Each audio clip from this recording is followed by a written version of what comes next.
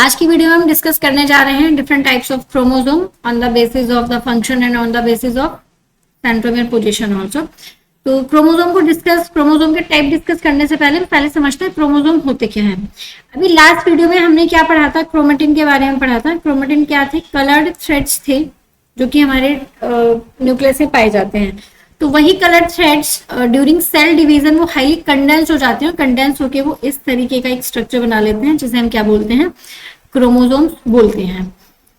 तो इन क्रोमोसोम के जो सेंटर होता है, इन सेंटर में क्या होता है, एक इस तरह का स्ट्रक्चर प्रेजेंट होता है जिसको हम क्या बोलते हैं? टीलोमियर बोलते हैं, जो कि क्रोमोसोम को दो हाफ्स में डिवाइड करता है। पहले देखते हैं types of chromosome on the basis of the function they perform. तो इस बेसिस पे दो टाइप के क्रोमोसोम होते हैं, एक होते हैं ऑटोसोम्स और दूसरे होते हैं सेक्स क्रोमोसोम या फिर जिसको हम एलोसोम्स भी बोलते हैं।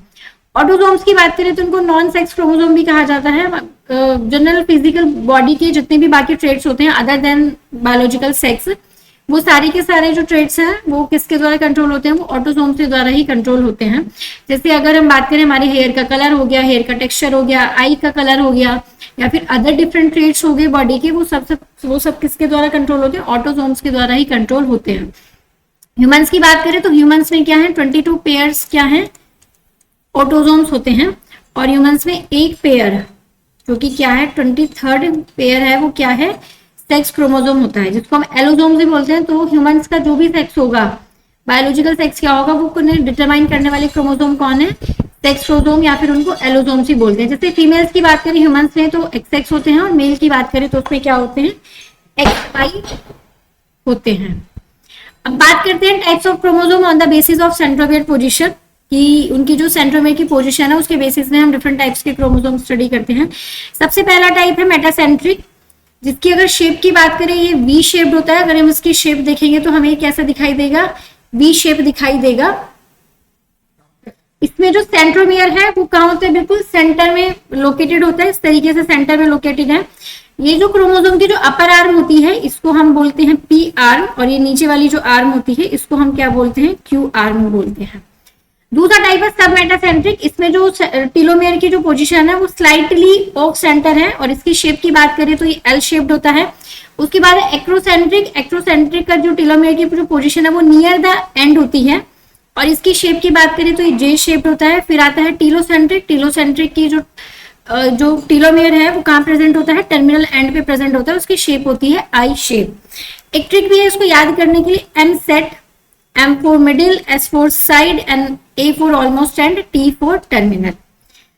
अब नेक्स्ट हम बात करते हैं डिफरेंट टाइप ऑफ क्रोमोसोम की, जिसको हम सेट क्रोमोसोम या फिर सैटेलाइट क्रोमोसोम भी बोलते हैं। सैटेलाइट क्रोमोसोम, ये जो टीलोमियर होता है इसको प्राइमरी कंस्ट्रक्शन बोलते हैं। जो हमारा सेंट्रोमियर है वो क्या है? प्राइमरी कंस्ट्रक्शन होता है। किसी किसी क्रोमोसोम में, जैसे एक कंस्ट्रक्शन, प्राइमरी कंस्ट्रक्शन तो ऑलरेडी प्रेजेंट है, लेकिन किसी किसी क्रोमोसोम में सेकेंडरी कंस्ट्रक्शन भी प्रेजेंट होता है। ये रही प्राइमरी कंस्ट्रक्शन है, फिर इसके बाद एक सेकेंडरी कंस्ट्रक्शन प्रेजेंट है। सेकेंडरी कंस्ट्रक्शन जिन क्रोमोसोम में प्रेजेंट होता है उस क्रोमोसोम को हम क्या बोलते हैं? सेट क्रोमोसोम बोलते हैं। सेट क्रोमोसोम के इनके पास एक स्मॉल राउंडेड बॉडी होती है at the end of terminal and, जिसे हम क्या बोलते हैं? सैटेलाइट बोलते हैं। इसी वजह से इसका नाम क्या पड़ा है? सेट क्रोमोसोम है, सैटेलाइट क्रोमोसोम पड़ा है। ह्यूमंस की बात करें तो ह्यूमंस में 5 पेयर्स ऑफ क्रोमोसोम में ये पाई जाती है। 13, 14, 15, 21 और 22 क्रोमोसोम में ये जो सैटेलाइट क्रोमोसोम है वो पाया जाता है। उसके बाद सेकेंडरी कंस्ट्रक्शन की बात करें तो एक्टिव होता है। ये क्या बनाता है? न्यूक्लियोलस बनाता है ड्यूरिंग द इंटरफेज। इसी को हम क्या बोलते हैं? NOR बोलते हैं, मींस न्यूक्लियोलर ऑर्गेनाइजर रीजन। इसका मेजर फंक्शन क्या होता है? ये आरएनए, राइबोसोमल आरएनए सिंथेसिस करता है। प्राइमरी कंस्ट्रक्शन सेट क्रोमोसोम में क्या होता है? फंक्शनली इनएक्टिव होता है इन राइबोसोमल आरएनए सिंथेसिस।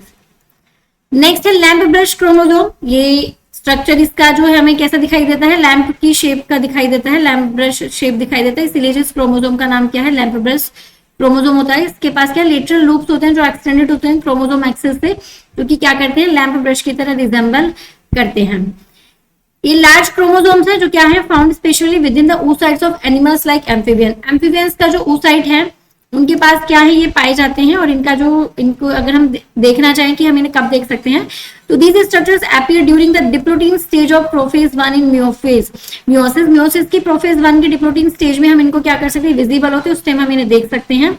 इनका क्या काम होता है, जो एक सेल है उसको ग्रोथ और क्या है डेवलपमेंट, जो oocytes हैं उनको ग्रोथ और डेवलपमेंट क्या करते हैं, ये प्रोवाइड कराते हैं. इनका ये क्या काम करते हैं, हाई वॉल्यूम आरएनए का सिंथेसिस करते हैं. जो oocyte है, oocyte के लार्ज अमाउंट्स ऑफ आरएनए का सिंथेसिस कौन करता है, ये लैम्ब्रिश क्रोमोसोम करते हैं. उसके बाद नेक्स्ट टाइप ऑफ क्रोमोसोम है जिसे हम क्या कहते हैं, पॉलीटीन क्रोमोसोम्स बोलते हैं. पॉलीटीन क्रोमोसोम के फॉर्मेशन की बात करें तो एंडो रिडुप्लीकेशन से इनका क्या होता है, फॉर्मेशन होता है. रिपीटेड डीएनए रेप्लिकेशन होता रहता है विदाउट सेल डिवीजन, और उसी से क्या होता है, इस तरह के ये पॉलीटीन क्रोमोसोम का फॉर्मेशन होता है. ये काफी साइज में क्या है, काफी बड़े होते हैं, और इनके पास इस तरीके से कुछ बैंड्स प्रेजेंट होते हैं, light to dark bands present होते हैं. जो डार्क बैंड्स है इनका ये क्या है, कंडेंस्ड रीजन है. उसी के साथ कुछ इस तरीके की क्या है, इंटरमीडिएट बैंड्स हैं जिसको लाइट या फिर लेस कंडेंस्ड रीजन भी बोला जाता है. इनके पास क्या कुछ एक्टिव पफ्स होते हैं, विजिबल पफ्स हैं, जो कि क्या इंडिकेट करते हैं, specific site for active gene transcription. ये मैसिव अमाउंट में आरएनए और प्रोटीन का सिंथेसिस करते हैं. और अगर हमें किस में पाए जाते हैं, तो जो इंसेक्ट्स की जो सलाइवरी ग्लैंड्स हैं उसमें ये पॉलीटीन क्रोमोसोम्स पाए जाते हैं. उसमें मोर स्पेसिफिकली अगर हमें अच्छे से देखना है, इसके क्लासिक एग्जांपल की बात करें तो ड्रोसोफिला मेलानोगैस्टर, जो कि क्या है, फ्रूट फ्लाई है, इसका एक क्लासिक एग्जांपल है अगर हम क्रोमोसोम्स को क्या है, स्टडी करना चाहते हैं. अब नेक्स्ट बात करते हैं, कुछ माइक्रोबॉडीज भी हमारी सेल में पाई जाती हैं. उन माइक्रोबॉडीज की हम बात कर लेते हैं. ये क्या है, स्मॉल मेम्ब्रेन बाउंड सेल ऑर्गेनी होती है, जो कि क्या है, यूकैरियोटिक सेल्स में पाई जाती है. यूकैरियोटिक सेल्स की प्लांट और एनिमल दोनों सेल में ये पाई जाती हैं. जैसे बात करें परऑक्सीसोम्स, जिनको यूनिवर्सल डिटॉक्सिफायर्स भी बोला जाता है, यूकैरियोटिक ऑर्गेनेली में पाई जाती हैं.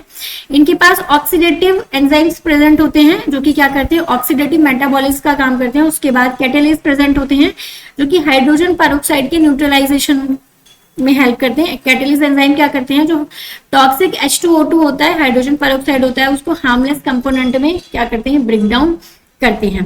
ये फोटो रेस्पिरेशन भी करते हैं. इन स्पेशलाइज्ड प्लांट फोटो रेस्पिरेशन में भी ये क्या करती है, माइक्रोबॉडीज हेल्प करती हैं. अब कुछ स्पेसिफिकली प्लांट स्पेसिफिक माइक्रोबॉडीज की बात करें तो इनकी अगर बात करें कहाँ पाए जाते हैं, तो ये किडनी पेरोक्सीसोम्स, उसके अलावा लीवर या फिर प्लांट सेल में ये क्या होती हैं, पाई जाती हैं. प्लांट स्पेसिफिक माइक्रोबॉडीज की बात करें तो एक तो है ग्लाइऑक्सिसोम. तो ये क्या करती है, एनर्जी कन्वर्जन का काम करती है. ये जो एंडोस्पर्म होता है जर्मिनेटिंग सीड का, एंडोस्पर्म ऑफ जर्मिनेटिंग सीड, उसमें ये पाए जाते हैं. और ये क्या काम करते हैं, उसका जो स्टोर्ड फैट होता है, उस स्टोर्ड फैट को किस में कन्वर्ट करते हैं, शुगर में उसका कन्वर्जन करते हैं. उसके बाद एक और स्पेशल टाइप का माइक्रोबॉडीज है जिसको हम क्या कहते हैं, स्फीरियोसोम्स बोलते हैं. ये क्या करते हैं, प्लांट में ऑयल स्टोरेज का काम करते हैं. इनके फॉर्मेशन की बात करें तो ये एंडोप्लाज्मिक रेटिकुलम से इनका फॉर्मेशन होता है. प्लांट में क्या करती है, प्लांट के सीड में ऑयल को स्टोर करने का काम करती हैं. तो this is all about the cell chapter. यहाँ पे हमारा जो सेल चैप्टर है वो खत्म होता है. अब नेक्स्ट वीडियो में हम क्या करेंगे, इंपॉर्टेंट PYQ डिस्कस करेंगे जो ऑलरेडी नीट में इस चैप्टर से पूछे गए हैं. So stay tuned for next part.